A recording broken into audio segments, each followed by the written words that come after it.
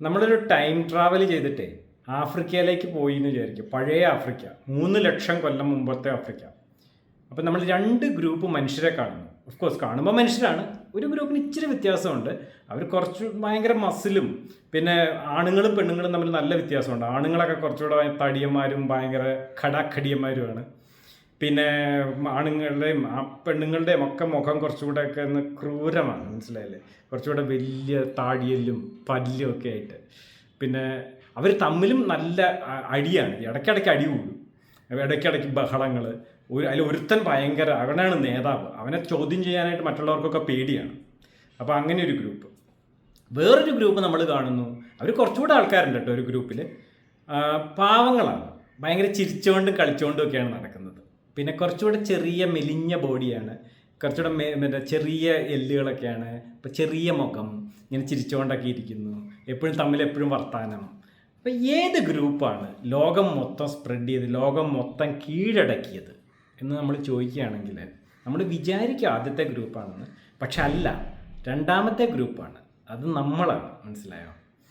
അപ്പോൾ ചുരുക്കി പറഞ്ഞു കഴിഞ്ഞാൽ നമ്മൾ വിചാരിക്കുന്നത് എന്താണെന്ന് വെച്ച് കഴിഞ്ഞാൽ എന്താണ് ഈ മനുഷ്യൻ്റെ ഈ പ്രത്യേകതയ്ക്ക് കാരണം എന്നുള്ളത്. അപ്പം മനുഷ്യരെ ഇങ്ങനെ ശ്രദ്ധിച്ചു കഴിഞ്ഞാൽ ആന്ത്രോപോളജിസ്റ്റുകൾക്ക് പലർക്കും ആ ഒരു ഐഡിയ തോന്നി. ചാൾസ് ഡാർവിന് തോന്നി.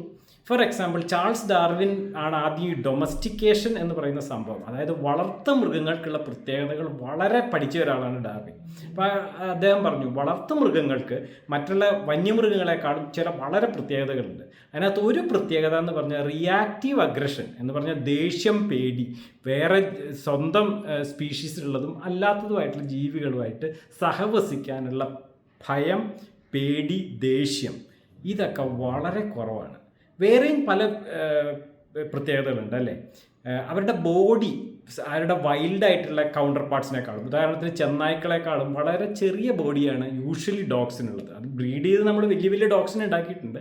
പക്ഷേ ഒറിജിനൽ ഡോഗ്സ്, ഒറിജിനൽ പട്ടികൾ അവരുടെ വൂൾഫ് അല്ലെങ്കിൽ ചെന്നായ് ആൻസസ്റ്റേഴ്സിനേക്കാളും പൂർവികരെക്കാളും വളരെ മെലിഞ്ഞ ആൾക്കാരാണ്. പിന്നെ വാലിങ്ങനെ വളഞ്ഞിരിക്കും.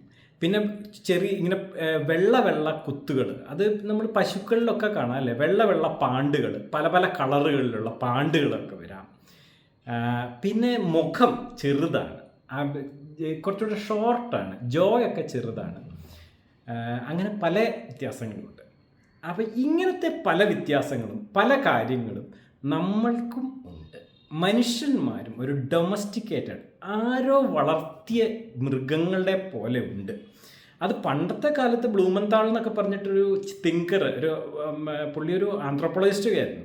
പുള്ളിയൊക്കെ പറഞ്ഞു, ഇല്ല, ആരോ നമ്മളെ ഡൊമസ്റ്റിക്കേറ്റ് ചെയ്തതാണ്, ഏതോ ഒരു ഡിവൈൻ ബീയിങ്സ് പണ്ടുണ്ടായിരുന്ന ആരോ നമ്മളെ ഡൊമസ്റ്റിക്കേറ്റ് ചെയ്തതാണ്, നമ്മളെ വളർത്തുമൃഗങ്ങളാക്കി വെച്ചതാണ് എന്ന് പോലും പുള്ളി പറയുണ്ടായി. പിന്നെയുള്ള പലരും അത് സെൽഫ് ഡൊമസ്റ്റിക്കേഷൻ ആയിരിക്കാം എന്നൊക്കെ പറഞ്ഞുകൊണ്ടൊക്കെ ഇരുന്നു. എന്താണ് ഈ സെൽഫ് ഡൊമസ്റ്റിക്കേഷൻ എന്ന് പറയുന്നത് എന്നൊക്കെ നോക്കാം നമുക്ക്. അതിനു മുമ്പ് നമ്മുടെ ഈ ഡിമിട്രി ബെലിയേവ് എന്ന് പറഞ്ഞൊരു ചുള്ളനുണ്ടായിരുന്നു. പുള്ളി ഒരു റഷ്യൻ ജനറ്റിസ്റ്റ് ആയിരുന്നു. പുള്ളി സൈബീരിയയിൽ സിൽവർ ഫോക്സ് എന്ന് പറയുന്ന ഒരു വൈൽഡ് ആനിമലിനെ, അത് അന്ന് ആൾക്കാർ വളർത്തി തുടങ്ങിയിട്ടേ ഉള്ളൂ ചിലർ, പക്ഷെ അവർ വൈൽഡിൽ നിന്ന് പിടിച്ച് അങ്ങനെ തന്നെ കൂട്ടിലിട്ട് അതിനെ വളർത്തുകയായിരുന്നു, അതിൻ്റെ തോലെടുക്കാൻ വേണ്ടിയിട്ട്. ഇപ്പോൾ ഡിമിട്രി ബെലിയേവ് എന്ത് ചെയ്തു എന്ന് വെച്ച് കഴിഞ്ഞാൽ, ഓരോ ജനറേഷനിലും ഉള്ള സിൽവർ ഫോക്സസിൽ ഏറ്റവും ടൈമായിട്ടുള്ള, മനുഷ്യൻ്റെ അടുത്തേക്ക് വരുന്ന, മനുഷ്യനെ പേടിയില്ലാത്ത, തൊടാൻ സമ്മതിക്കുന്ന അങ്ങനെയുള്ള സിൽവർ ഫോക്സിൻ്റെ കുട്ടികളെ മാത്രം എടുത്ത് നെക്സ്റ്റ് ജനറേഷനെ ഉണ്ടാക്കും. അതിൽ നിന്ന് ആ ജനറേഷനിൽ നിന്ന് ഇതേപോലെ തന്നെ മനുഷ്യരുമായിട്ട് ഏറ്റവും ഇണങ്ങിയ ജീവികളെ മാത്രം എടുത്ത്, സിൽവർ ഫോക്സസിനെ മാത്രം എടുത്ത് പിന്നെയും കുട്ടികളെ ഉണ്ടാക്കും. പുള്ളി മനസ്സിലാക്കിയ ഒരു കാര്യം എന്ന് പറഞ്ഞാൽ, ഒരു വെറും 10-15 തലമുറകൾ കൊണ്ട് തന്നെ നല്ല മാറ്റം. ഈ ഭയങ്കര മുരളുന്നതൊക്കെ കരഞ്ഞു തുടങ്ങി. ഈ നമ്മുടെ പൂച്ചകളും ഒക്കെ കരയുന്നത് പോലെയുള്ള കരച്ചിലാണ്. പിന്നെ മനുഷ്യൻ്റെ അടുത്ത് വരുന്നു, വാലിങ്ങനെ വളഞ്ഞു തുടങ്ങി, ചെവി ഇങ്ങനെ കൂർത്തു നിന്ന ചെവിയൊക്കെ ഇതിങ്ങനെ വളഞ്ഞിരുന്നു. നമ്മുടെ പല മുയലുകൾക്കും പല ജീവികൾക്കും ഇപ്പോഴുള്ള ആടുകളുടെ ഒക്കെ പോലെ തന്നെ ചെവി ഇങ്ങനെ വളഞ്ഞു. പിന്നെ കുറേ വെളുത്ത പാടുകൾ ഇങ്ങനെ വന്നു തുടങ്ങി. പിന്നെ അവർ ശരീരം മെലിഞ്ഞു ശോഷിച്ചു. കുറച്ചുകൂടെ നല്ല ഫൈൻ ശരീരമായി. ബോൺസിൻ്റെയൊക്കെ എല്ലുകളുടെയൊക്കെ എണ്ണം കുറഞ്ഞു. ബ്രെയിനിൻ്റെ സൈസൊക്കെ ലേശം കുറഞ്ഞു. അങ്ങനെ പല മാറ്റങ്ങൾ. മുഖത്തിന് ഭയങ്കര മാറ്റം. അപ്പോൾ ഈ സെയിം സാധനം തന്നെയാണ് നമ്മുടെ ഉള്ള പട്ടികൾക്കും പൂച്ചകൾക്കും ആടുകൾക്കും ഒക്കെ വരുന്നത്. എല്ലാ മാമൽസിനും വരുന്ന ഇതേപോലെയുള്ള സിമിലർ ആയിട്ടുള്ള മാറ്റങ്ങളാണ് വളർത്തുമൃഗങ്ങളാക്കുമ്പോൾ. അപ്പോൾ എന്തിനാണ് സെലക്ട് ചെയ്യുന്നത് മനുഷ്യനോടുള്ള ഇണങ്ങി ജീവിക്കാനുള്ള കഴിവിനാണ് സെലക്ട് ചെയ്യുന്നത്. പക്ഷേ വേറെ പല മാറ്റങ്ങളും സൈഡ് ഇഫക്റ്റുകൾ പോലെ വരുന്നു എന്നുള്ളതാണ്. അപ്പോൾ ഈ ഡൊമസ്റ്റിക്കേറ്റഡ് ആനിമൽസിലെ ഇതുപോലെ ജെനറ്റിക്സ് ഇങ്ങനെ പഠിച്ചിട്ടുണ്ട്. അപ്പോൾ മനസ്സിലായത് ന്യൂറൽ ക്രസ്റ്റ് എന്ന് പറയുന്ന ഒരു സാധനത്തിൻ്റെ മൈഗ്രേഷനെ ബാധിക്കുന്ന, അപ്പോൾ ആ ന്യൂറൽ ക്രസ്റ്റിൽ നിന്നാണ് അഡ്രീനൽ മെഡുല്ല ഉണ്ടാകുന്നത്. പിന്നെ അതുപോലെ ബ്രെയിനിലെ മറ്റേ നമ്മുടെ അമിഗ്ഡാല പോലത്തെ ഈ അഗ്രഷനും ആക്രമ സ്വഭാവവും ഒക്കെ കാണിക്കുന്ന കാരണങ്ങളിലൊക്കെ സെലക്ഷൻ സംഭവിക്കുന്നു. അപ്പോൾ ആ ന്യൂറൽ ക്രസ്റ്റിൽ നിന്നുണ്ടാകുന്ന സെല്ലുകളായിട്ടുള്ള കാർട്ടിലേജ് സെൽസ്, പിന്നെ മെലനോസൈറ്റ്സ്, ഇതുപോലെ വെള്ള പാടുകളൊക്കെ ഉണ്ടാക്കാനായിട്ട് സാധിക്കുന്ന തരത്തിലുള്ള മ്യൂട്ടേഷൻസ് ഒക്കെ സൈഡ് ഇഫക്റ്റ് ആയിട്ട് ഉണ്ടാകുന്നതാണ്, നമ്മുടെ ശരീരം ചെറുതാകുന്നതും ഒക്കെ. അപ്പോൾ അങ്ങനെ വെച്ച് നോക്കുമ്പം മനുഷ്യനും അതുപോലത്തെ പല മാറ്റങ്ങളും ഉണ്ട് എന്നാണ് നമുക്കിപ്പം മനസ്സിലാവുന്നത്. ഏകദേശം അതേപോലെയുള്ള മാറ്റങ്ങളൊക്കെ മനുഷ്യനുണ്ട്. അപ്പോൾ അത് നമ്മൾ ആരുമായിട്ടാണ് കമ്പയർ ചെയ്യുന്നത്? ഇപ്പം ശരിക്കും പറഞ്ഞാൽ കമ്പയർ ചെയ്യാനായിട്ട് വളരെ വളരെ സാധ്യതകളുണ്ട്. കാരണം നമുക്ക് ആയിരക്കണക്കിന് മനുഷ്യൻ്റെ കൂടെ ഉണ്ടായിരുന്ന നിയാണ്ടർതാൽ മനുഷ്യൻ, അതുപോലെ മനുഷ്യൻ്റെ വേറെ വെറൈറ്റീസ്, അവരുടെ സ്കെലിട്ടൻസ് ഒക്കെ നമ്മുടെ കയ്യിലുണ്ട്. ഈവൻ അവരുടെ ജീൻസ് നമ്മൾ നോക്കി മനസ്സിലാക്കിയിട്ടുണ്ട്, DNA സീക്വൻസ് ചെയ്തിട്ടുണ്ട്. അപ്പോൾ അതിൽ നിന്നൊക്കെ മനസ്സിലാവുന്നത് അവരെക്കാളും വളരെയധികം മാറ്റങ്ങൾ, ഈ ഡൊമസ്റ്റിക്കേഷൻ സിൻഡ്രോം പോലെയുള്ള മാറ്റങ്ങൾ നമ്മളിലുണ്ട് എന്നുള്ളതാണ്. ഉദാഹരണത്തിന് ചെറിയ പല്ല്, ചെറിയ ഷോർട്ടർ ഫേസ്, ചെറിയ ഫേസ്, പിന്നെ ബ്രോ റിഡ്ജസ് ചെറുത്, ആണുങ്ങളും പെണ്ണുങ്ങളും തമ്മിലുള്ള വ്യത്യാസം വളരെ കുറവ്, കുറച്ചുകൂടെ ചെറിയ ബോഡി, ചെറിയ എല്ലുകൾ, പല്ലുകൾ, അതുപോലെയുള്ള ജനറ്റിക് ചേഞ്ചസുകൾ ഒക്കെ അങ്ങനെ കാണാം എന്നുള്ളതാണ്. മാത്രമല്ല നമ്മുടെ ബിഹേവിയർ അഥവാ നമ്മുടെ സ്വഭാവത്തിന് അതുപോലെ തന്നെയുള്ള ഡൊമസ്റ്റിക്കേഷൻ്റെ ഫീച്ചേഴ്സ് ഉണ്ട്, വളർത്തുമൃഗങ്ങളുണ്ടാവുന്ന ഫീച്ചേഴ്സ് ഉണ്ട്. നമ്മൾ ഭയങ്കര ഡൊസൈലാണ്, നമ്മൾ ഭയങ്കര സമാധാനപ്രിയരാണ്. നമ്മളൊരു ഗ്രൂപ്പ് മനുഷ്യന്മാർ, നമ്മുടേതായ മനുഷ്യന്മാർ, നമ്മുടെ ഗ്രൂപ്പിലുള്ള ആൾക്കാരുമായിട്ട് ഇടപെടുന്നു നോക്കിക്കോളൂ. വളരെ പതുക്കെയാണ് നമ്മൾ ശരിക്കും പറഞ്ഞാൽ ദേഷ്യം വരുള്ളൂ. നമുക്ക് പെട്ടെന്ന് ദേഷ്യപ്പെടില്ല, ഭയങ്കര കോപ്പറേറ്റീവാണ്. വേറെ പിള്ളേരോടൊക്കെ നമ്മൾ വളരെ സമാധാനപരമായിട്ടാണ് ഇടപെടുന്നത്. അത് നമുക്ക് അപ്പം ഡൊമസ്റ്റിക്കേഷൻ, ഒരു വളർത്തു മൃഗങ്ങളിലുള്ള അതേ ഫീച്ചേഴ്സ്, അതേ പ്രത്യേകതകൾ നമുക്കും കാണാൻ പറ്റുന്നുണ്ട് നമ്മൾക്ക് തന്നെ എന്നുള്ളതാണ്. അപ്പം എന്തുകൊണ്ടായിരിക്കും ഇത്? ഓഫ് കോഴ്സ് ഞാൻ ഈ അടുത്താണ് റോബർട്ട് റാംഗ്ലറിൻ്റെ ദ ഗുഡ്നെസ് പാരഡോക്സ് എന്ന് പറയുന്ന ബുക്ക് വായിച്ചത്. അതിനകത്ത് പുള്ളി പറയുന്നത് ടൈറനി ഓഫ് കിങ്സ് എന്ന് പറയുന്ന പോലെ രാജാക്കന്മാരുടെ ഭരണം, അതുപോലെ തന്നെ കസിൻസിൻ്റെ ഭരണം, അതായിരുന്നു നമ്മുടെ മനുഷ്യരിലുണ്ടായിരുന്നതെന്നാണ് പറയുന്നത്. അതായത് മനുഷ്യന്മാർ, നമ്മളുടെ പൂർവികരായിട്ടുള്ള മനുഷ്യന്മാർ പ്രത്യേകിച്ചും പതുക്കെ ഭയങ്കര പ്രശ്നക്കാരായ മനുഷ്യരെ ഒന്നുകിൽ കൊന്നുകളയും, അല്ലെങ്കിൽ ട്രൈബിൽ നിന്ന് പുറത്തെറിഞ്ഞു കളയും, അല്ലെങ്കിൽ പുറത്താക്കും. ഇങ്ങനെയുള്ള സെലക്ഷൻ പ്രോസസ്സ് കൊണ്ടാണ്, സെൽഫ് ഡൊമസ്റ്റിക്കേഷനാണ്, നമ്മൾ സ്വയം വളർത്തുമൃഗങ്ങളാക്കി മാറ്റി എന്നുള്ളതാണ്. ആരുടെ വളർത്തുമൃഗങ്ങൾ? സമൂഹത്തിന് ഒരു രീതിയിൽ പറഞ്ഞു കഴിഞ്ഞാൽ സമൂഹത്തിൻ്റെ മൊത്തം ആയിട്ടുള്ള വളർത്തുമൃഗങ്ങൾ നമ്മളെ ആക്കി എന്നുള്ളതാണ്.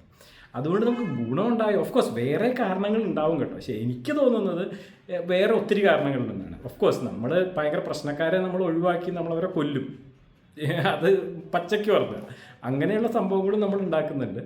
അല്ലാതെ തന്നെ നമ്മുടെ കൾച്ചറൽ പല ഗ്രൂപ്പുകൾ, ഫോർ എക്സാമ്പിൾ നന്നായിട്ട് കോപ്പറേറ്റ് ചെയ്യാൻ പറ്റുന്ന ഗ്രൂപ്പുകൾ, ഫോർ എക്സാമ്പിൾ നിയാണ്ടർതാൽ മനുഷ്യനേക്കാളും 10-25-30 ആൾക്കാർ കൂട്ടങ്ങൾ മാത്രമുള്ള നിയാണ്ടർതാൽ ഗ്രൂപ്പിനേക്കാളും 100, 200, 300, 500 ഗ്രൂപ്പുകൾ ഉണ്ടായിരുന്ന മനുഷ്യന്മാർ നാച്ചുറലി ഒരു ഗ്രൂപ്പ് എന്നുള്ള നിലയിൽ ഭയങ്കര പ്രബലരായിരുന്നു എന്നുള്ളതാണ് ഒരു കാര്യം.